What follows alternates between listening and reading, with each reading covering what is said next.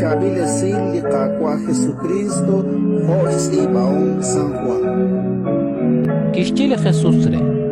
La inlipe, li jalut li juam. Ma anina shikrik in li jukaber, kuinkata sa inkaba. Kuinekenau ku lain, tenawak kiru li jukwa. Ut chalen anak kwan, nekenau chikru, ut erilongru. La Felipe Kishchire. Kakwa, kutsi li jukwaber, utakohla kachor. Kishchile Jesús re. Akhunshil ni oksa ijang a Felipe. Motoh mahina kanaku, lish iloku rilru li jukwaber.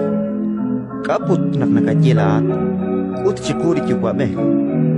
Mainkana kapap nak lain kuangking rikin li jukwaber, ut li jukwaber kuang kwikin. Ebli atin li ninje here, moko ihunesta kwik nak ninje. Ali jukwaber li kuang kwikin, aan li nak banun kre li kafe. Pa omak nak lain kuangkin rikin li jukwaber, ut li jukwaber kuang kwikin. Kuinka, pa omak sash kabaeb lish ninkal ru in banuhom. Relik cijal ninje ere, ani na pabang kwe, anak kwe tishpano lish ninkal banuhom, linin pano lain. Ut kasal ninkep chik jiroe bain tishpano.